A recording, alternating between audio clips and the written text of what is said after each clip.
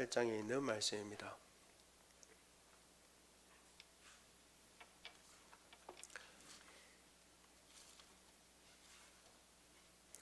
누가복음 8장 1절로 18절까지의 말씀을 봅니다. 제가 가진 성경으로 신약 103쪽에 있습니다.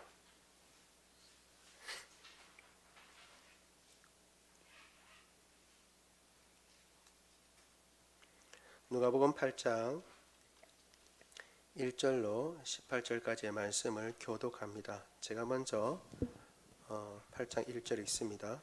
그 후에 예수께서 각 성과 마을에 두루 다니시며 하나님의 나라를 선포하시며 그 복음을 전하실세 12 제자가 함께 하였고 또한 악귀를 쫓아내심과 병 고침을 받은 어떤 여자들 곧 7 귀신이 나간 자 막달라인이라 하는 마리아와 헤롯의 정직이 구사의 아내 요한나와 수산나와 다른 여러 여자가 함께하여 자기들의 소유로 그들을 섬기더라.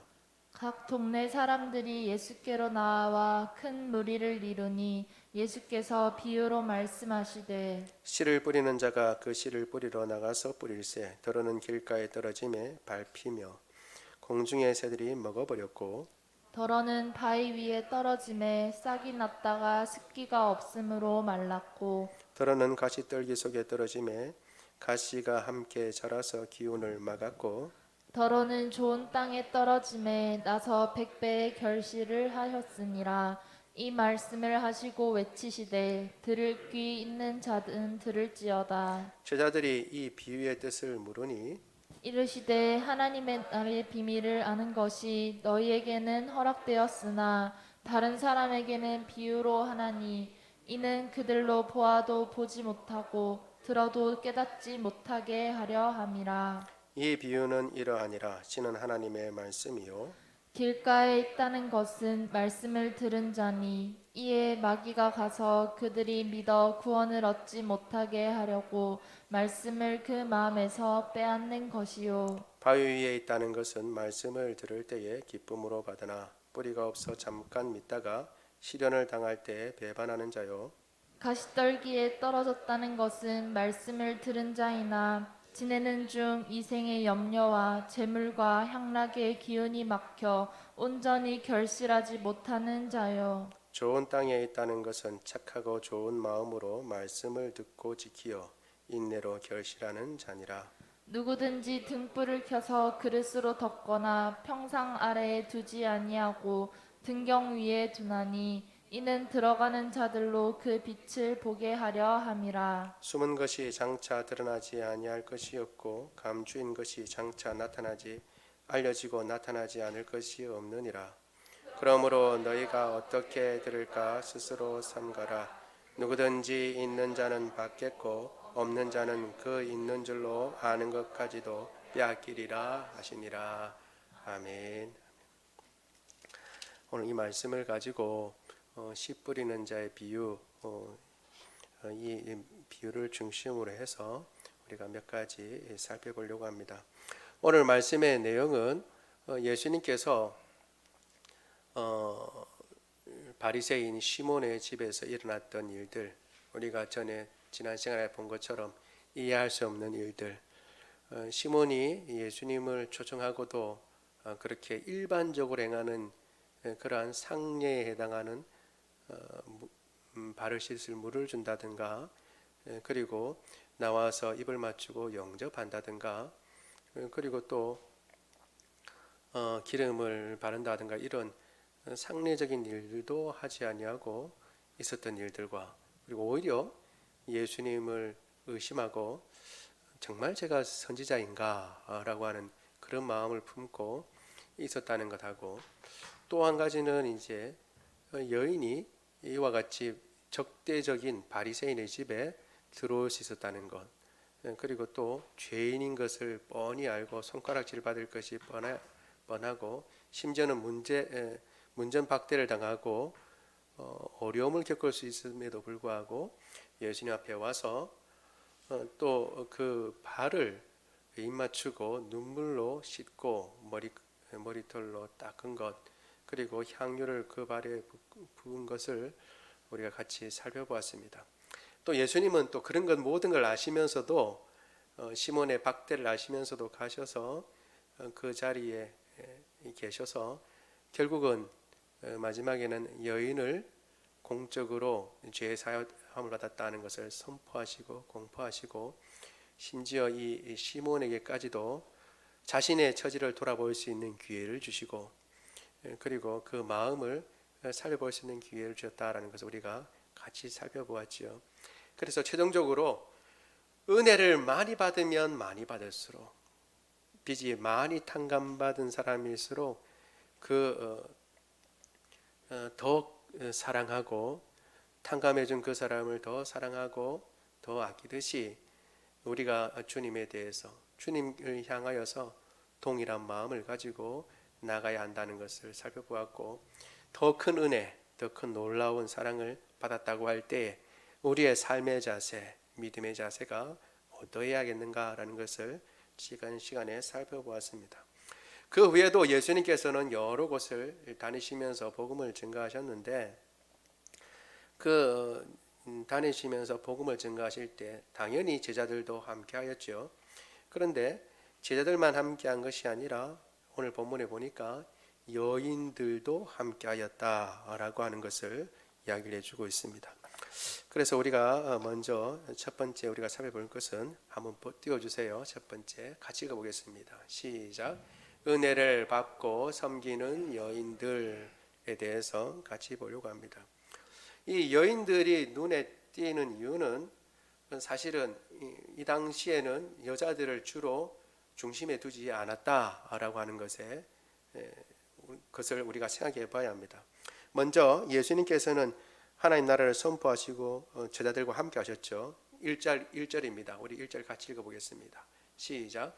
그 위에 예수께서 각 성과 마을에 두루 다니시며 하나님의 나라를 선포하시며 그 복음을 전하실새 12 제자가 함께 하였고 예수님께서는 한 곳에 머물러 계셔서 오랫동안 계시는 것이 아니라 두루 다니면서 복음을 전하셨습니다. 어떤 곳은 예수님을 박대하는 곳도 있었고 어떤 곳은 예수님을 환대하는 곳도 있었지만 환대하는 곳이라고 그래서 계속 머물러 계시거나 그렇게 하지 않으시고 오히려 환대하는 곳이 있었음에도 불구하고 내가 이 복음을 다른 곳에서도 전해야겠다라고 말씀하시며 계속 말씀을 돌아다니며 전하셨습니다. 이렇게 할 때에 예수님과 함께 했던 사람들이 12 제자였죠. 예수님께서 세우신 제자들이 예수님은 어떻게 하시나, 말씀을 어떤 말씀을 전하시나, 태도를 어떤 태도를 가지고 계신가, 마음을 어떤 마음을 가지고 계신가 하는 것을 유념히 살펴보고 그 선생 되신 예수님을 배웠습니다. 그런데 그들만 있었던 것이 아니라 이미 말씀드린 대로 여인들도 함께하여서 예수님을 수정들고 자기 재산을 틀어서 예수님의 사역을 공개했다라고 오늘 본문에 얘기하고 있습니다. 우리 2절과 3절 같이 한번 읽어보겠습니다. 시작. 또한 악기를 쫓아내심과 병 고치심을 받은 어떤 여자들 곧 7 귀신이 나가 앉아 막달라인이라 하는 마리아와 헤롯의 청지기 구사의 아내 요한나와 수산나와 다른 여러 여자가 함께하여 자기들의 소유로 그들을 섬기더라. 아멘. 여인들이 함께 예수님께서 행하시는 그 일의 경비를 대고 섬겼다라고 본문에 이야기를 하고 있습니다. 사실 여인들만 섬긴 건 아니었겠죠. 남자들도 분명히 섬겼을 것입니다. 여러 가지 도움이 있었겠지만 오늘 본문에서는 누가는 그 가운데 특히 여인들의 초점을 맞추고 있죠. 그리고 그 여인들은 보통 귀신이 들렸다가 나음을 받고 혹은 아프다가 예수님의 병 고치심으로 인하여서 나은 사람들, 나아가서는 구원의 소망이 없다가 예수님을 믿어서 구원받은 사람들이 다 함께 하였습니다. 그들의 이름이 마리아라는 이름과 요한나, 수사나라는 이름이 다 있는데 특이한 것은 이 여인들조차도 어떤 일정한 부류, 한 부류의 사람들만 있는 것이 아니라 어떤 이는 7 귀신이 들렸다가 예수님께서 쫓아주셔서 나은 사람도 있다라고 얘기했습니다. 우리가 뭐 다른 건 차치하고라도 귀신이 7이나 들어갔다면 그 여인의 삶이 어떠했겠는가라고 하는 것을 우리가 짐작해 볼 수가 있겠죠. 그런 사람이 또 한 부류는 헤롯의 청지기인 자의 아내인 사람도 있습니다. 요한나라고 하는 사람은 그렇게 표현되어 있죠. 그러니까 그것은 제법 이제 높은 지위라고 할 수 있습니다. 그러니까 그 사이에서도 어떤 경우는 고생하고 힘들고 어려운 여인, 귀신이 들려서 피폐한 삶을 살았던 여인이 있었고, 한 여인은 좀 이렇게 지위가 높고 그 다음에 부를 누리던 여인도 있었다는 것입니다.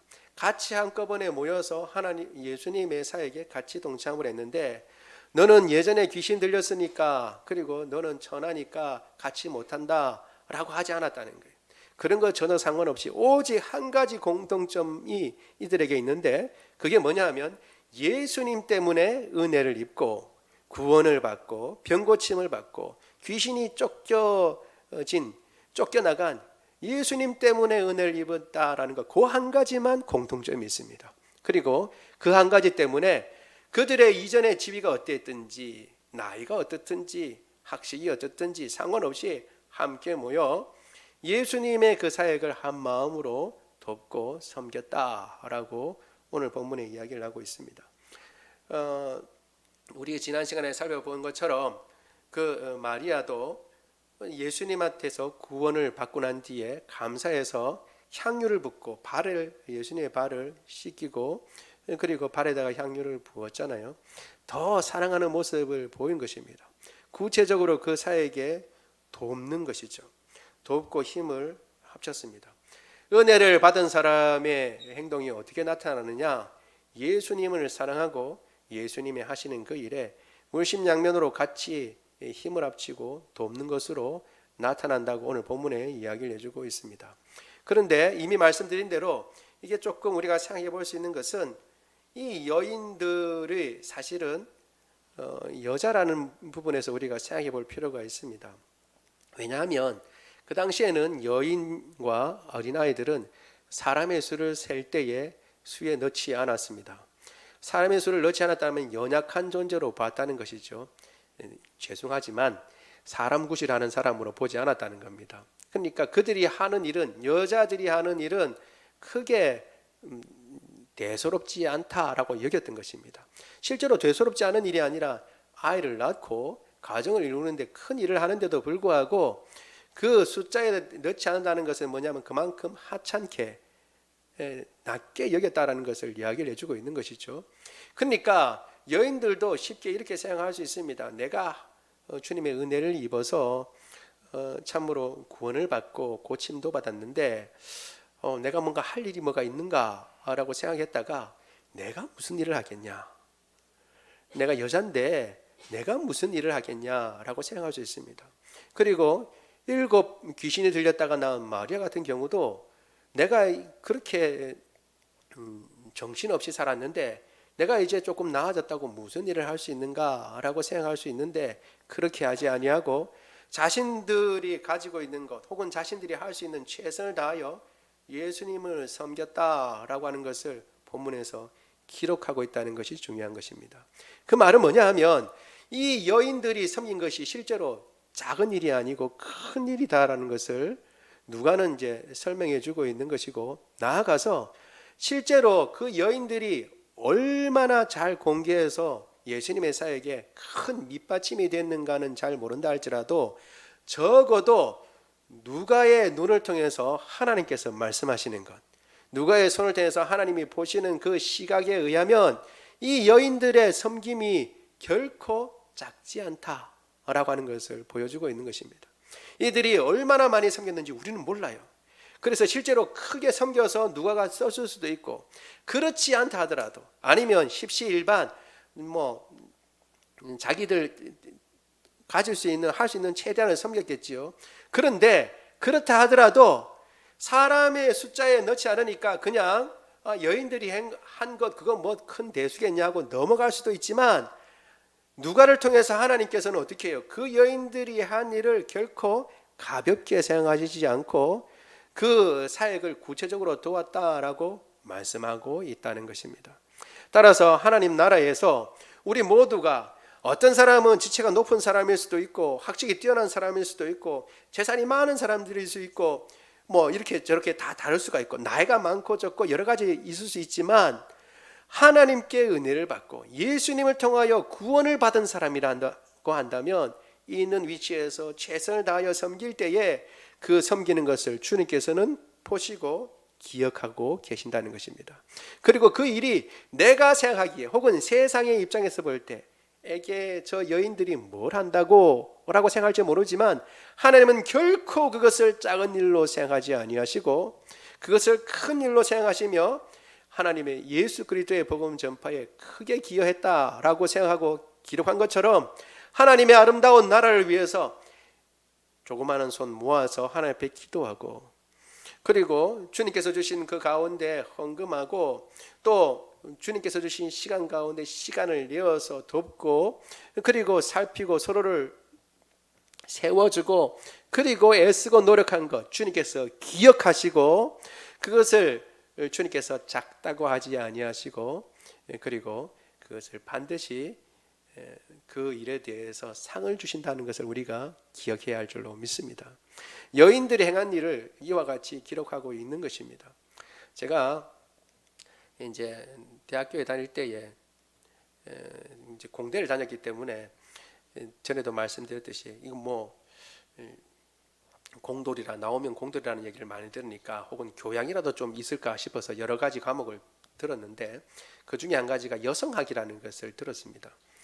그 당시에는 특별히 여성학이라 그러면 좌편향된 그런 이제 것이고 요즘 페미니즘처럼 더 이제 격렬했던 그런 경향이 있었는데 아무튼 여자 교수님이 가르치셨어요. 그래서 여러 가지 이제 뭐 배우고 뭐 지금 다 까먹었지만 그 중에 이제 한 가지 과제를 내는데 이 성경에 대해서는 종교 특별히 기독교에 대해서는 별로 안 좋아하시는 그런 분이었어요. 특별히 티는 내지 아니하지만 뉘앙스가 그래요. 왜냐하면 기독교는 여인들을 어떻게 저기 밑으로 놓고 본다 이렇게 생각을 하고 있었던 거죠. 특별히 구약은 더 말할 것도 없고 그러니까 그래서 그때 믿는 친구가 한 명 있었는데 같이 공부를 하면서 그러면 정말 그런가 성경을 한번 보자 해가지고 성경에서 나타나 있는 여인들 그리고 성경이 어떻게 여인들을 기록하고 있는가 그걸 한번 조사를 해서 리포트를 한번 냈던 적이 있습니다. 하면서 저는 그 전에 생각을 못했다가 이렇게 내면서 깨닫게 된 것은 의외로 성경에서는 여인들의 이야기가 많이 나와요. 그 당시에 숫자에도 치지 않는다 그러면 여인들이 하는 일을 가볍게 생각하고 혹은 무슨 일을 했다 하더라도 남자들이 더 보이고 그렇게 될 것 같은데 의외로 여인들의 이야기가 많이 나오고 오늘 예수님을 공개한 이 여인들뿐만 아니라 기록 전체에서 두드러진 역할들을 한 여인들이 많이 있습니다. 그래서 사실은 이렇게 기독교가 이렇게 여인들에 대해서 이렇게 잘 대우하지 않는 것처럼 보이지만 사실은 그렇지 않다라는 그런 이제 입장을 가지고 성경에 나와 있는 여인들 오늘 본문에 포함되어 있지만 여러 여인들에 대해서 썼던 기억이 있습니다. 여러분 절대 주님께서는 약하다고 혹은 미천하다고 가볍게 보지 않습니다. 세상 사람들은 이야기합니다. 에이 그 사람이라고 생각할지 모르지만 하나님 앞에서는 어떠한 사람도 에이 그런 사람은 없습니다. 그리고 주님의 은혜를 받고 그 받은 은혜에 감사하여 행하는 그 모든 일 아무리 작은 일 아무리 하찮은 일이라도 그 마음을 다하여 주님 앞에 나가는 그 사람의 그 일들을 주님께서는 반드시 기억하시고 그것을 그보다 더 큰 은혜로 함께 하시는 줄로 믿습니다. 이 여인들이 그렇게 하였고 누가를 통해서 주님께서는 그 여인들을 다 보고 계신다는 것을 오늘 본문에서 보여주고 있는 것입니다. 우리 가운데서도 내가 이 세상에서는 하찮고 그리고 지금은 별로 누가 나를 주목해 주지 않는다라고 생각할지 모르지만 주님으로부터 받은 그 은혜를 생각하며 내가 할 수 있는 그 자리에서 최선을 다하여 기도를 하고 말씀을 읽고 그리고 그 말씀 가운데 분투하고 애쓰고 노력한 거 주님께서 반드시 기억하고 은혜를 주실 줄로 믿습니다. 두 번째, 오늘 우리가 살펴볼 것은 이제 네 가지 밭의 비유입니다. 네 가지 밭의 비유, 씨 뿌리는 자의 비유라고 했는데 어떤 분은 네 가지 밭의 비유라고 말씀하시더라고요. 그런데 네 가지 밭의 비유가 오히려 더 이 비유를 사용하는데 더 마음에 와닿는 그런 제목이 아닌가 생각이 됩니다. 이 비유의 내용과 해석은 주님께서 말씀해 주고 있는데 우리가 한번 말씀을 쭉 따라서 한번 보도록 하겠습니다. 먼저 이 농부가 이제 씨를 뿌린다고 그러죠. 그런데 이 씨가 뭐냐면 하나님의 말씀이다라고 분명히 이야기하고 있습니다. 우리 11절 같이 한번 읽어보겠습니다. 시작. 이 비유는 이러하니라. 씨는 하나님의 말씀이요. 결국 밭은 뭐다라고 주님 말씀하지 아니했는데 결국 내용을 보면 사람의 마음 밭이라는 것을 우리가 알 수 있습니다. 내용을 보면 우리가 충분히 생각할 수 있죠.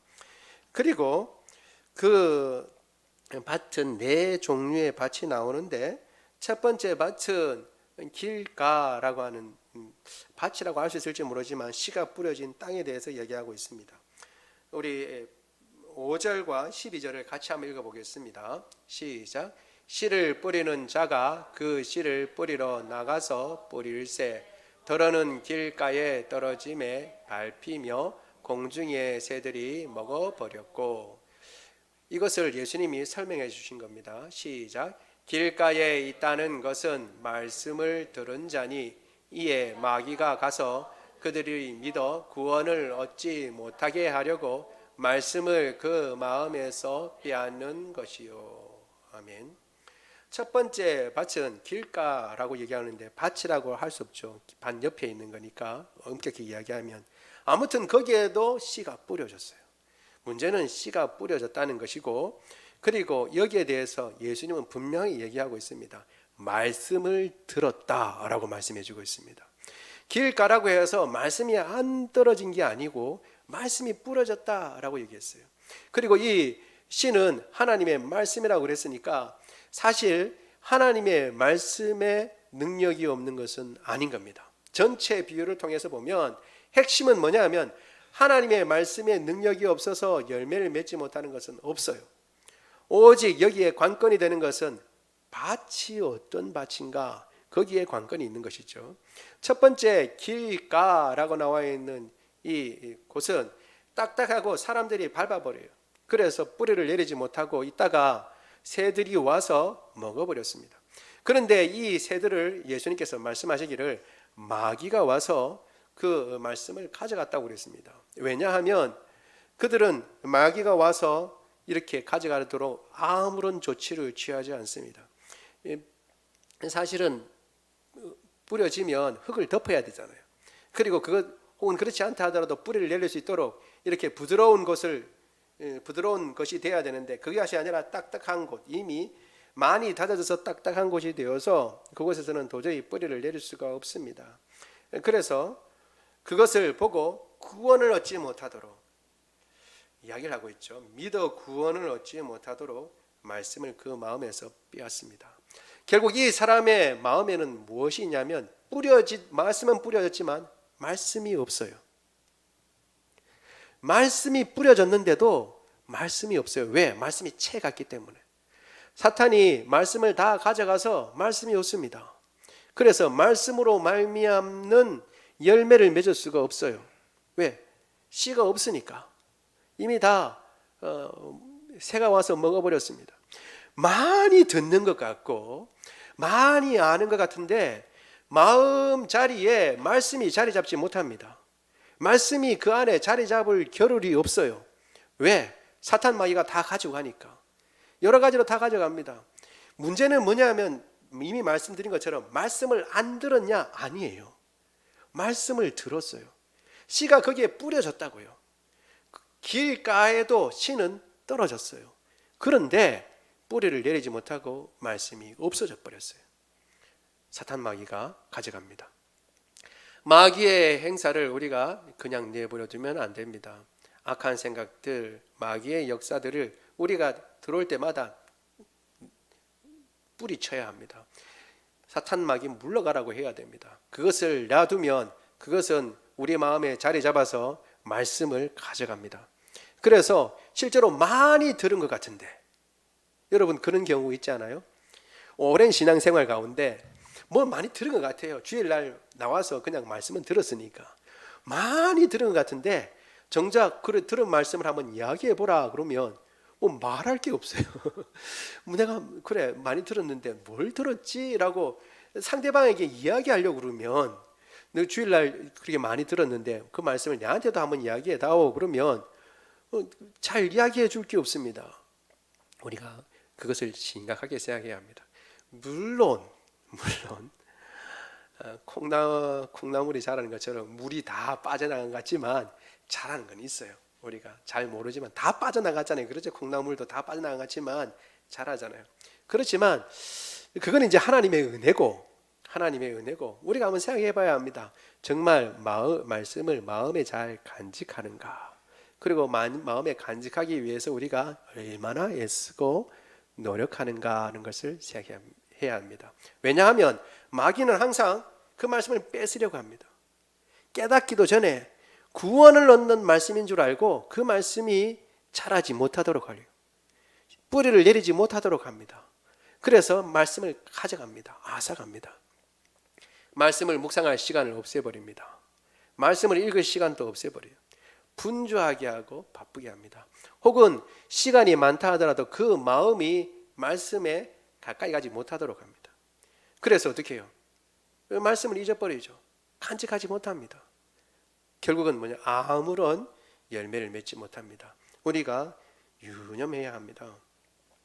하나님의 말씀을 받을 때 기쁨으로 받을 뿐만 아니라 그 말씀을 지키고 마귀에게 빼앗기지 않으려고 그 말씀을 간직하려고 노력하고 애써야 하는 것입니다. 암송하고 말씀을 자꾸 읽고 그리고 기도하는 이유가 바로 여기에 있는 줄로 믿습니다. 두 번째 우리가 유념해야 할 것은 바위 위에 떨어졌다라고 하는 것이죠. 바위 위에 떨어졌다. 우리 8절과 13절 같이 읽어보겠습니다. 시작. 더러는 바위 위에 떨어짐에 났다가 습기가 없으므로 말랐고, 바위 위에 있다는 것은 말씀을 들을 때에 기쁨으로 받으나 뿌리가 없어 잠깐 믿다가 시련을 당할 때에 배반하는 자요. 아멘. 바위 위에도 떨어집니다. 다른 비유에서는 돌밭에 떨어졌다라고 그렇게 이야기를 하고 있습니다. 뿌리는 싹은 납니다. 문제는 싹이 나요. 싹이 나서 뭔가 자랄 폼은 취하고 있는데 시련이 오면 뿌리가 없으므로 마른다라고 얘기를 하고 있습니다. 그 뿌리를 깊이 내리지 못합니다. 결국 해가 돋고 그 다음에 열기가 내리쬐면 그 시련에 의해서 금방 넘어집니다. 예수님을 믿고 말씀을 간직한다는 것은 쉬운 게 아닙니다. 생각만큼 여러 가지 어려움이 있습니다. 제가 일부에 아이들 설교를 하잖아요. 아이들에게 이야기를 합니다. 시련이 많다 그러면 아이들도 고개를 끄덕거립니다. 아이들도 시련이 많아요. 우리 아이들도 예수님 믿고 말씀대로 살려는데 어려움이 많아요. 왜냐하면 형제 자매들하고 싸우는 것도 어떻게 해요? 좀 조심해야 되고, 엄마 아빠가 이제 이렇게 말 듣는 것도 속상한데 어떻게 해요? 말 잘 들어야 돼요. 말 잘 들어야 돼요.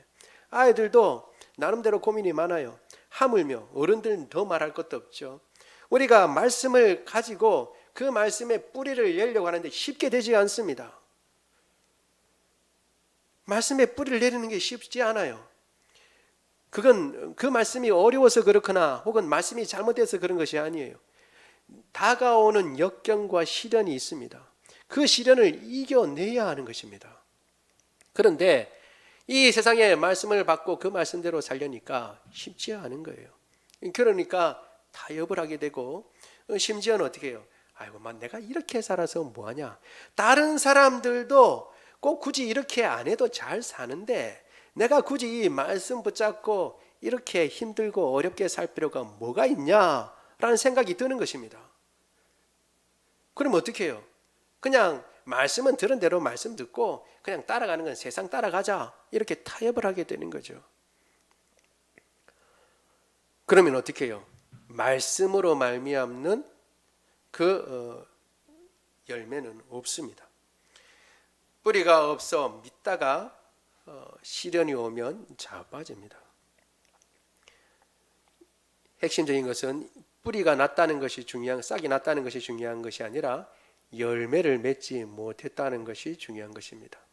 그래도 아예 잡아먹힌 것보다는 싹이 났으니까 낫지 않느냐라고 생각할지 모르지만 여기 비유의 핵심은 좀 싹이 났다든가 좀 자랐다든가 여기에 있는 것이 아니라 열매를 맺는가라는 것이 핵심인 것입니다.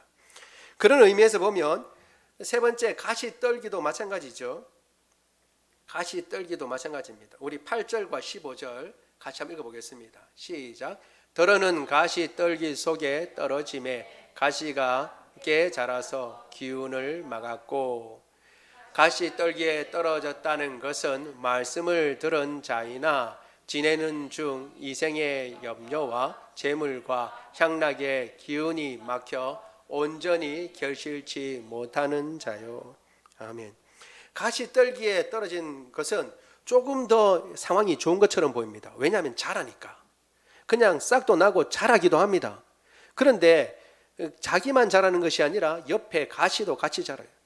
그 가시가 뭐냐면 예수님께서 말씀하십니다. 이 생의 염려와 재물과 향락이라고 얘기합니다. 같이 있으면서 이 생에 염려들이 있어요. 그리고 재물의 문제가 걸리게 되죠. 돈의 문제는 중요합니다. 그리고 향락도 있습니다. 내가 하고 싶은 것이 있어요. 내가 누리고 싶은 것이 있다고요. 그런 것들이 있는데 꿈틀꿈틀거리면서 그 말씀이 자라는 것, 말씀이 자라는 것을 방해한다는 것입니다. 같이 어울려서 자랄 수가 없어요. 처음에는 같이 자랄 수 있을 것처럼 보입니다. 말씀의 열매도 맺고 내가 누릴 수 있는 향락도 좀 누리고 그리고 재물도 좀 이렇게 하면서 적당하게 잘 살 수 있을 것처럼 보일지 모르지만 어느 시기가 오면 어떻게 해요? 같이 갈 수가 없어요. 같이 갈 수 있을 거라고 생각하는 것이 오산이라는 것입니다. 오산. 우리가 지난번에 살펴본 것처럼 어느 한쪽을 더 사랑하고 어느 한쪽을 덜 사랑하게 되어 있습니다. 두 주인을 섬길 수 없는 것입니다. 두 주인을 섬길 수 없어요. 그런데 서로 마음속으로는 우리가 어느 틈엔가 이것도 버릴 수 없고 저것도 놓칠 수 없으니까 어떻게 해요? 같이 갈 수 있을 거라고 생각하는 것입니다. 시련은 이겨내기도 합니다. 그런데 이 유혹 앞에서는 무너지고 마는 것이죠. 이생의 염려들, 이것들은 해결돼야 되지 않겠는가? 자녀 문제, 그리고 가정의 문제, 회사의 문제들이 있죠. 그리고 재물도 마찬가지입니다. 돈의 문제는 뭐 말할 것도 없고 내가 누리고 싶은 것 얼마나 많아요. 요즘 같은 때에는 정말 누리려고 하면 얼마나 많은 것들을 누릴 수 있겠습니까? 그런 것들이 눈앞에 어른거리는 것이죠. 그런데 문제는 뭐냐 하면 그 누린다고 해서 뭐가 나쁜 것이 되겠습니까? 누릴 수 있으면 누리면 좋겠죠. 그런데 어느 지역에 가면 결단을 해야 할 때가 있다는 것이 같이 자라지 못한다는 것입니다. 한정없이 누릴 수는 없습니다. 하나님께서는 물론 우리가 이 땅 가운데 누리는 모든 것을 나쁘다고 하시는 분은 아니에요. 내가 열심히 수고하고 노력하고 애쓴 것에 대해서 그 재물에 대해서는 하나님께서 인정을 해주시고 그것을 향유하고 누리는 것에 대해서 하나님이 뭐라고 하시는 분은 아닙니다. 그러나 문제는 뭐냐면 그것이 말씀을 자라게 하고 말씀의 열매를 맺는데 방해가 되면 곤란한 것이죠. 그렇게까지 이르게 되는데 여기서는 결실하지 못하는 겁니다. 그것이 막혀서 결국은 잘하는 것처럼 보였지만 핵심은 결실하지 못하는 것입니다. 문제는 여기에 있는 것입니다. 어느 정도 자랐다, 싹이 났다, 여기에 핵심이 있는 것이 아니라 열매를 맺었는가, 말씀의 열매를 맺고 있는가라고 하는 것이 중요한 것입니다. 반면에 좋은 땅이 있는 거죠. 네 번째, 좋은 땅이 있습니다. 그 땅에 대해서는 예수님이 이렇게 말씀하십니다. 우리 8절 15절 같이 한번 읽어보겠습니다. 시작. 더러는 좋은 땅에 떨어짐에 나서 100배 열매를 하였느니라. 이 말씀을 아시고 외치시되 들을 귀 있는 자는 들을지어다. 15절입니다. 좋은 땅에 있다는 것은 착하고 좋은 마음으로 말씀을 듣고 지키어 인내로 결실하는 자니라. 아멘. 좋은 땅이라고 해서 저절로 자라는 게 아니에요. 보니까 좋은 땅은 어떻게 해요? 착하고 좋은 마음으로 말씀을 들었고요. 그 다음에 지킵니다. 그 말씀을 잘 간직해요. 잘 간직할 뿐만 아니라 가장 중요한 것이죠. 인내로 결실한다 라고 얘기했습니다. 인내가 필요하다는 겁니다. 말씀이 그냥 저절로 좋은 땅이면 그냥 막 자라는 게 아니라 좋은 땅의 특징은 인내한다는 거예요. 그 말씀을 간직하고 그 말씀이 열매 맺을 때까지 필요한 유혹과 여러 가지 시련과 시험을 견디어내고 인내하고 그 열매를 거두는 데까지 나아간다라고 하는 것입니다. 여러분, 우리의 마음이 말씀을 듣는 것으로만 만족하는 것이 아니라 그 말씀이 우리 마음 가운데 간직한 바 되고 그 말씀이 뿌리를 내리고 자라서 열매를 맺는 데까지 나가야 할 줄로 믿습니다. 좋은 밭을 바로 그와 같이 주님께서 말씀하고 있는 것입니다. 그런데 그 열매는 한두 개, 배 이 정도가 아닙니다. 100배의 결실을 거두게 되는 것입니다. 우리가 말씀을 생각하는 것, 아까 첫 번째 우리가 살펴본 것처럼 아무리 적은 것이라고 하더라도 여자가 뭘 할 수 있어? 혹은 나 정도가 뭘 할 수 있어? 라고 생각할지 모르지만 주님으로부터 받은 그 말씀을 간직하고 그 말씀을 깊이 지키고 그리고 인내하면서 맺은 그 열매는 100배의 결실을 거두고 그리고 풍성한 열매로 거두게 될 줄로 믿습니다. 주님께서는 말씀하십니다.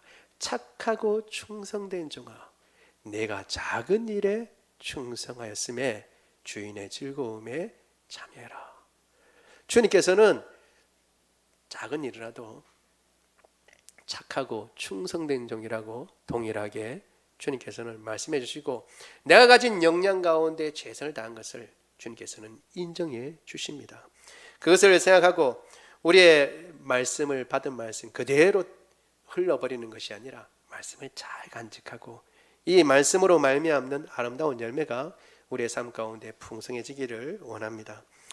우리가 이제 세 번째 우리 같이 보려고 합니다. 세 번째는 우리 같이 읽어볼게요. 시작. 비유로 말씀하신 이유. 예수님께서 이 모든 것들을 비유로 말씀하셨다라고 얘기를 하고 어떤 성경 구절에는 이렇게 나와 있습니다. 비유가 아니면 말씀하시지 아니하였다라고 말씀하기까지 합니다. 그래서 어떤 이단들은 예수님의 말씀을 다 비유로 풀어요. 그런데 사실은 그렇지가 않죠. 예수님께서 우리가 딱 봐도 알다시피 어떤 것은 비유로 말씀하시지만 어떤 것은 직접적으로 얘기를 합니다. 골방에서 기도하라고 말씀하셨잖아요. 그렇죠? 그리고 네 원수를 사랑하라고 주님께서 말씀하셨습니다. 그러면 이 모든 것을 다 비유로 하면 원수는 뭐고 사랑은 뭐고 이렇게 되는 겁니다. 비유로 된다 그러면 그런 건 아니죠. 그러니까 명백하게 주님께서 말씀하신 것도 있는데 적지 않은 부분을 예수님께서는 가르치실 때 비유를 들어서 말씀하셨습니다. 왜 비유를 들었을까라는 거 하는 것이 오늘 본문에 나와 있죠. 먼저 비유를 사람들이 들 때 왜 드는가 우리가 생각해 봐야 합니다. 비유라는 말은 헬라어로는 그 뜻이 분명합니다. 옆에 던진다라는 뜻이에요. 파라볼레라고 하는 말인데 본래는 발로에서 나왔는데 두다, 던지다 이런 의미가 있어요. 그래서 옆에 던져둔다는 거예요. 그러니까 하나를 있으면 이게 길이가 얼마나 되는지 모르는데 옆에 기준이 되는 걸 딱 던져두면 아 이것보다 길다 혹은 이것보다 무겁다 혹은 이것보다 크다 작다 아시게 되죠. 그렇죠? 그래서 비유라고 하는 것은 뭐냐 하면 옆에 던져두어서 그 원래 의미를 더 부각시키고 드러나게 하는 것입니다. 다른 말로 하면 그 뜻이 더 분명하고 확실하게 드러나도록 하기 위해서 사실은 비유를 드는 거죠. 우리가 보통 이야기를 할 때 이런 이야기를 해서 좀 잘 못 이해할 것 같으면 비유를 들어 설명하잖아요. 아 그러니까 이 말은 뭐 축구를 할 때 혹은 뭘 할 때 이럴 때 이렇게 하는 것처럼 그렇게 하는 거야 라고 우리가 익숙한 것 잘 아는 것을 예를 들어서 설명해 주므로 더 쉽게 이해하고 알 수 있도록 해주는 것입니다. 그게 비유의 역할이죠. 예수님께서도 사실은 비유를 드실 때에 그렇게 하셨어요. 그런데 문제는 오늘 본문에 조금 이상한 말씀이 있는 것이죠. 10절 같이 한번 읽어보겠습니다. 10절 시작. 이르시되 하나님의 나라의 비밀을 아는 것이 너희에게는 허락되었으나 다른 사람에게는 비유로 하나니 이는 그들로 보아도 보지 못하고 들어도 깨닫지 못하게 하려 함이라. 아멘. 이 말씀은 좀 우리가 이상한 생각이 듭니다. 뭐냐 하면 비유를 들었는데 그건 더 잘 깨닫도록 하기 위한 거예요? 아니면 더 감춰지도록 하기 위한 거예요? 이 말씀에 의하면 감춰진다는 거예요. 비유를 들어 설명하니까 더 잘 이해되고 더 알아져야 되는데 오히려 감춰져서 모르게 된다는 거예요. 그래서 깨닫지 못하도록 하기 위해서 비유를 들었다는 거예요. 여러분, 비유를 들어서 그런 경우가 있죠. 우리도 그런 경우가 있습니다. 더 잘 알도록 하기 위해서 설교할 때도 많이 이제 생각되는 건데요. 더 잘 깨닫도록 하기 위해서 비유를 들었는데 그 비유가 오히려 더 헷갈리게 만든 거예요. 사람들 헷갈리게 만들어서 어떻게 원래 말하려고 하던 것도 헷갈려서 그러니까 더 헷갈리는 거죠. 다 헷갈려서. 그래서 이거 뭔가 잘못됐다 싶을 때가 종종 있습니다. 그러니까 뭐예요? 비유는 원래 들어서 옆에 두어서 견주어서 잘 이해되도록 하기 위해서 비유를 들었는데 이 비유를 받는 사람, 듣는 사람이 뭘 비유했는가 잘 모르게 되면 자칫 잘못하면 어떻게 해요? 더 헷갈릴 수 있는 거예요. 그래서 원래의 의미도 오히려 무슨 의미인지 모르게 되는 경우가 있는데 예수님이 지금 말씀하시는 바가 딱 그와 같은 현상에 지금 말씀하고 있는 것입니다. 비유가 무슨 뜻인지 가르쳐 주십시오. 제자들이 와서 물었어요. 예수님은 이 비유의 해석은 너에게는 허락됐지만 다른 사람에게는 허락되지 아니하였다라고 얘기하고 제자들에게는 비유를 설명해 주십니다. 우리가 이미 살펴본 대로 설명해 주시고 다른 사람들은 이 비유를 말씀하신 이유는 이들이 봐도 보지 못하고 들어도 깨닫지 못하도록 하기 위한 것이다 라고 말씀하십니다. 이렇게 생각하면 우리가 의아한 생각이 듭니다. 아니, 예수님께서는 오히려 말씀을 잘 말씀해 주셔서 오히려 죄인들도 사랑하시는 분인데 우리가 지난 시간에 살펴본 것처럼 그 바리새인 시몬조차도 주님께서는 사랑하시는 분인데 왜 들어도 듣지 못하게 하시는가 이렇게 생각할 수 있죠. 하나님께서 그러면 이거 막으시는가 라고 생각할 수 있습니다. 원래 이러한 글이 처음 나온 것은 이사야인데요. 이사야에도 하나님께서 그렇게 이사야를 통해서 말씀하실 때에 그런 논조로 지금 같은 이런 논조로 말씀하셨습니다. 우리 이사야 6장 9절 10절 같이 한번 읽어보겠습니다. 시작. 여호와께서 이르시되 가서 이 백성에게 이르기를 너희가 듣기는 들어도 깨닫지 못할 것이요 보기는 보아도 알지 못하리라 하여 이 백성의 마음을 둔하게 하며 그들의 귀가 막히고 그들의 눈이 감기게 하라. 염려컨대 그들이 눈으로 보고 귀로 듣고 마음으로 깨닫고 다시 돌아와 고침을 받을까 하노라 하시기로. 아멘. 이 이사야에게 지금 하나님 말씀하시는 논조도 어떻게 해요? 그렇게 이야기를 해서 이 백성이 듣고 깨닫게 되면 하나님께 와서 고침을 받는데 하나님께서 그걸 원하신다는 거예요? 안 원하신다는 거예요? 지금 이 논조를 보면 하나님 그거 안 원하신다는 거예요. 이 백성을 아예 벌 주기로 작정을 하셔서 말씀을 깨닫고 내한테 돌아오면 내가 고쳐주는데 아예 내한테 못 오도록, 그래서 올 생각을 하지 못하도록 들어도 보기는 보아도 듣긴 들어도 깨닫지 못한다. 주님께서 그렇게 말씀하신 것처럼 보이잖아요. 그렇죠? 그런데 이 해석은 실제로 사실은 두 가지 해석을 가능하게 합니다. 언제나 신약을 통해서 볼 수 있는데 이렇게 나와 있는 반면에 비슷한 글이 마태복음에는 다른 뉘앙스로 이야기를 하고 있어요. 우리 마태복음 13장 14절 15절 같이 한번 읽어보겠습니다. 시작. 이사야의 예언이 그들에게 이루어졌으니 이르시되 너희가 듣기는 들어도 깨닫지 못할 것이요 보기는 보아도 알지 못하리라. 이 백성들의 마음이 완악하여져서 그 귀는 듣기에 둔하고 눈은 감았으니 이는 눈으로 보고 귀로 듣고 마음으로 깨달아 내가 고침을 받을까 두려워함이라 하였느니라. 아멘. 이 뉘앙스는 어떤 뉘앙스예요? 이 말씀은 어떤 말씀이냐 하면 오히려 반대입니다. 백성들의 마음이 완악해서 들으려고 하잖아요. 하나님이 완악하게 하신 것이 아니라 그들의 마음이 완악한 거죠. 그리고 그들의 마음이 어떻게 해요? 깨닫게 되면 어떻게 된다고요? 예수님께 와서 고침을 받아요. 그런데 이 백성들이 그걸 예수님이 막는 거예요? 백성들이 막는 거예요? 자기들이 막아요. 자기들이. 예수님의 말씀을 듣고 복음을 듣고 예수님께로 가면 고침을 받는구나, 그거를 알게 되면 예수님 앞에 가야 되니까 그 가는 것이 싫은 거예요. 하나님 앞에 가는 것이 싫은 거예요. 그래서 어떻게 해요? 스스로 귀를 막습니다. 놀랍게도 스스로 마음을 닫아요. 왜? 하나님께 가기가 싫은 거예요. 하나님께 가면 고침을 받는데 반대로 이들은 하나님께 가기가 싫은 거예요. 왜? 고침을 받기가 싫은 거예요. 나는 지금 내 죄악을 행하는 가운데, 이 어리석은 일을 행하는 가운데 그대로 머물고 싶은 거예요. 내 이 참상이 드러나게 되면 어떻게 바꿔야 되니까, 내 삶을 바꿔야 되는데 그게 싫은 거예요.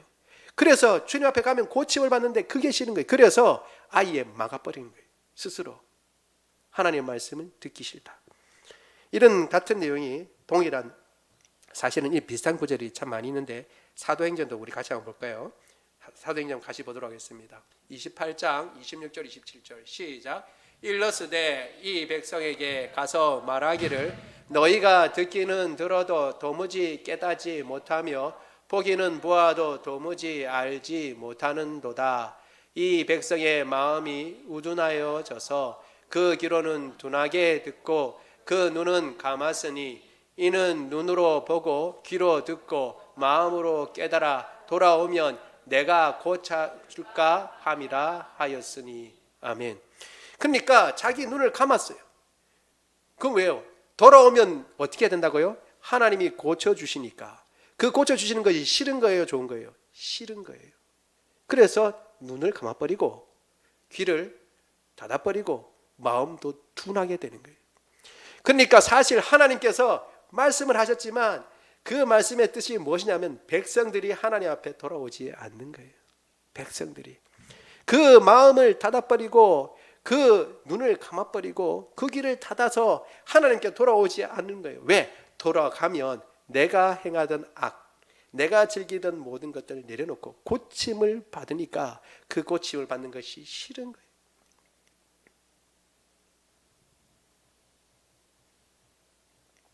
그런데 주님께서는 말씀하십니다. 너희는 지금 이 이야기를 들어서 복되다 라고 주님 말씀하시고 제자들에게는 그 뜻을 다 풀어서 설명해 주십니다. 하나님의 나라의 비밀을 아는 것이 너희에게는 허락되었다 라고 말씀하시는 것입니다. 예수님을 믿는 우리들에게는 이 말씀이 우리에게는 다 허락이 되어서 뜻을 분명하고 확실하게 알 수가 있습니다. 그래서 예수님께서는 제자들에게 이런 뜻이다 라고 다 가르쳐 주시죠. 성경을 깨닫게 해주십니다. 예수님께서는 성경을 다 풀어주십니다. 예전에 이런 말씀이 있었는데 하고 성경을 다 풀어서 설명해 주세요. 그래서 그 말씀을 깨닫고 결국은 무슨 뜻이에요? 예수님이 설명해 주실 때는 마음으로 듣고 깨달아서 어떻게 해요? 하나님께 와서 고침을 받고 그 삶의 태도를 바꾸고 그 삶을 주님 앞에 맡기고 새로운 사람으로 살아가기를, 새로운 백성으로 하나님의 자녀와 하나님의 백성으로 살아가기를 주님께서 원하시는 것입니다. 그래서 말씀을 깨닫게 하시는 것입니다. 이 말씀을 깨닫게 하시는 것은 예수님만 그런 게 아니라 성령도 그렇게 하세요. 우리 요한복음 14장 26절 같이 한번 읽어보겠습니다. 시작. 보혜사 곧 아버지께서 내 이름으로 보내실 성령 그가 너희에게 모든 것을 가르치고 내가 너희에게 말한 모든 것을 생각나게 하리라. 아멘. 우리가 말씀을 볼 때 성령께서 우리의 하나님의 말씀을 깨닫게 하시는 줄로 믿습니다. 우리가 다 알고 볼 때마다 완전히 100% 안다는 그런 의미가 아니라 우리가 알아야 할 것들을 깨닫게 하시고 우리가 돌이켜야 할 것들을 가르쳐 주시고 우리의 마음 가운데 주의 말씀이 떠오르게 하시고 생각나게 하십니다. 보혜사라고 하는 것은 옆에서 돕는 자입니다. 예수님께서는 또 다른 보혜사라고 말씀하시기도 했어요. 그 말은 뭐냐면 예수님이 하시던 그 일, 제자들에게 비유로 설명을 풀어주시고 하나님의 말씀을 가르쳐주시는 그 일을 이제 성령께서 오셔서 한다는 것. 또 다른 보혜사는 원래 보혜사가 있었다는 거죠. 예수님이 보혜사예요. 도와서 제자들에게 하나님의 말씀을 잘 가르쳐주시던 그 일을 하던 것이 이제 예수님께서 승천하시고 난 뒤에 성령께서 오셔서 제자들을 가르치시고 하나님의 말씀을 잘 깨닫게 하셔서 그 행동을 돌이키고 주님의 아름다운 뜻이 무엇인지 밝히 알아서 그 말씀에 순종하고 그리하여 아름다운 열매를 맺도록 하기 위해서 주님께서 그렇게 말씀하신 것입니다. 우리가 이 말씀을 듣고 깨닫는 것이 얼마나 큰 복인지 모르겠습니다. 따라서 우리가 말씀을 들을 때에 말씀을 듣고 말씀을 읽을 때에 말씀을 읽고 말씀을 묵상할 때에 말씀을 묵상하고 그 뜻을 잘 깨달아서 우리가 더 주님 앞에 나아가고 우리를 고치시고 우리를 새롭게 하실 그분 앞에 날마다 나아가고 우리가 아까 본 그 영상처럼 그분이 나를 빚으시고 만지셔서 더 주님 기뻐하시는 형상으로 빚어지고 아름답게 고침을 받아 주님께서 원하시는 그 아름다운 열매들이 삶 가운데 풍성히 열매 맺는 그러한 삶이 되는 저와 여러분 되기를 원합니다. 우리 말씀을 생각하며 같이 기도하도록 하겠습니다. 기도할 때요, 주님, 여인들의 그 수고와 노고를 주님께서 받으셔서 아름다운 그 사역을 이루셨듯이 저의 이 조그만한 헌신도 그리고 저의 조그만한 이 노력도 주님 받아 주옵소서. 그리하여 주님 나라의 귀한 헌신으로 주님 사용하여 주옵소서. 하나님 아버지, 주님께서 주신 은혜들을 생각하며 우리가 가진 최선을 다하게 하여 주옵소서. 또한 하나님 아버지, 주님께서 네 가지 밭에 대해서 말씀해 주셨는데 그 하나님 아버지 밭 가운데 착하고 좋은 밭이 되어서 주님의 말씀을 잘 받은 줄로 믿습니다. 이 말씀을 간직하고 하나님 아버지 이 말씀을 인내하면서 아름다운 열매를 맺게 하여 주옵소서. 하나님 아버지, 주님께서 비유로 말씀하셨습니다. 이것은 사실을 더 잘 깨닫도록 하기 위한 것인데 마음에 완악한 생각을 가지고 주님을 거역할 생각을 아예 가지고 있는 사람은 이 비유의 말씀이 오히려 그에게 방해가 되고 말씀을 깨닫지 못합니다. 하나님, 주님께서는 말씀을 깨닫게 하시고 성령께서도 우리 마음 가운데 이 말씀을 깨닫게 해주시니 감사합니다. 깨달은 말씀 더 잘 깨달아서 주님 앞에 가서 고침을 받고 주님께서 더 기뻐하시는 형상으로 나아갈 수 있도록 도와주옵소서. 우리 같이 한 목소리로 기도합니다. 사랑이 많으신 하나님, 주의 은혜를 인하여 감사합니다. 오늘도 하나님 아버지께서 우리와 함께 해주셔서 주님 앞에 예배하며 경배할 수 있도록 은혜 주셔서 감사합니다. 하나님 아버지, 주님께서 베푸신 은혜가 크고 놀라워서 하나님 아버지 그 은혜에 감사할 요량으로 우리가 주님 앞에 행하는 그것은 우리가 어떠한 처지에 있든지 최선을 다하여 주님 앞에 수고한 것 주님께서 반드시 기억하시고 주님께서 인정하신다는 사실을 기억하고 아무리 작은 사람, 아무리 연약한 사람, 아무리 낮은 사람이라 할지라도 주님 앞에 최선을 다하며 헌신하며 아버지 우리의 삶을 주님 앞에 드릴 수 있도록 주님 도와주옵소서. 아울러 하나님 아버지, 주님께서 우리에게 말씀하신 그 하나님 아버지 말씀처럼 우리의 마음이 딱딱해지지 않도록, 우리의 마음에 돌이 하나님 아버지 끼지 않도록, 우리의 마음 가운데 하나님 아버지 가시의 둥굴이 자라지 않도록 잘 하나님 아버지 살피고, 무엇보다도 우리의 마음이 부드럽고 우리의 마음이 하나님 아버지 주님 좋은 밭이 되어서 주님의 말씀에 씨앗이 뿌려졌을 때 이 말씀이 아름답게 간직되고 이 말씀이 지켜지고 이 말씀이 결국 뿌리를 내리고 자라 아름다운 열매를 맺을 수 있도록 주님 도와주시옵기를 원합니다.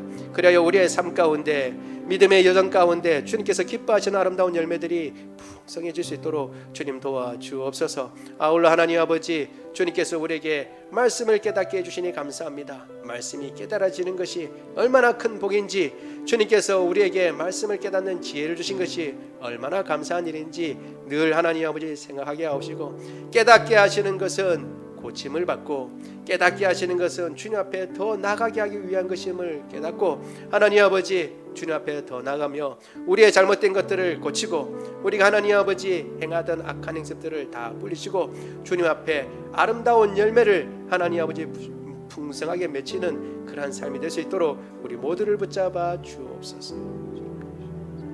하나님 아버지 오늘도 우리와 함께 하시니 감사합니다. 우리 가운데 주님 연약한 자들이 있습니까? 주님 고쳐 주옵소서. 하나님 아버지 두통 고쳐 주옵소서. 불면증 고쳐 주옵소서. 주님 맑은 정신을 주시며 모든 호르몬들이 제 기능을 발휘할 수 있도록 주님 도와주시옵기를 원합니다. 우리 장기에 있는 하나님 아버지 모든 것들 주님께서 힘있게 하시고 주님께서 은혜를 베풀어 주셔서 어떠한 염증도 생기지 않게 하시며 다 도말하여 주옵시고 암세포 도말하시고 그리고 코로나 바이러스도 주님께서 다 도말하여 주옵소서. 우리의 뼈 마디마디 새 힘과 새 능력 주시고 제자리를 찾게 하시며 우리의 피부도 맑은 하나님 아버지 깨끗한 피부를 주시고 하나님 아버지 아토피도 주님께서 고쳐 주시옵기를 원합니다. 우리 하나님 아버지 생각도 주님께서 붙잡아 주셔서 늘 긍정적이고 밝고 감사한 마음이 가득 차서 주님께서 우리에게 맡겨주신 일들 힘있고 능력있게 잘 감당할 수 있도록 주님 도와주옵소서. 우리 주 예수 그리스도 이름으로 기도드리옵나이다. 아멘.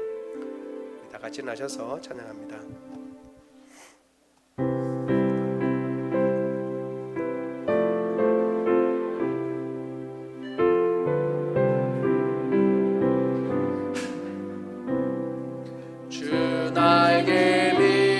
내가 편안히 쉬네. 밤 깊고 비바람 불어쳐도 아버지께서 날 지켜주시니 거기서 편안히 쉬리로다. 주 날개 밑 평안하다. 그 사랑 그늘 자니뇨. 주 날개 밑 내쉬는 영혼 영원히 거기서 살리. 주 날개 밑 나의 피난처 되니 거기서 쉬기를 원하노라. 세상이 나를 위로치 못하나 거기서 평화를 누리리라. 주 날개 밑 평안하다. 그 사랑 그늘 자니요. 주 날개 밑 내쉬는 영혼 영원히 거기서 살리. 주 날개 밑 참된 기쁨이 있네. 고달픈 세상 길 가는 동안 나 거기 숨어 돌보심을 받고 영원한 안식을 얻으리라. 주 날개 밑 평안하다. 그 사랑 그늘 자니요. 주 날개 밑 내쉬는 영혼 영원히 거기서 살리. 아멘. 지금은 우리 주 예수 그리스도의 은혜와 하나님 아버지 무궁하신 사랑하심과 성령님의 교통하심이 주님 베풀어 주신 그 은혜 너무나 감사하고 너무나 고마워.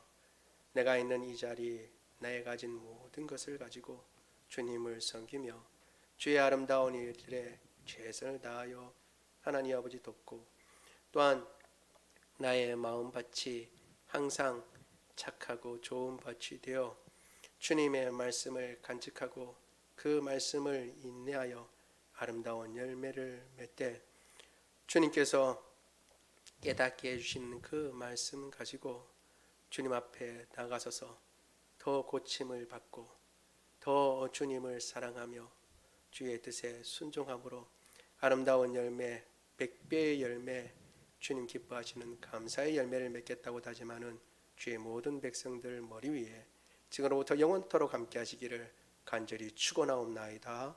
아멘.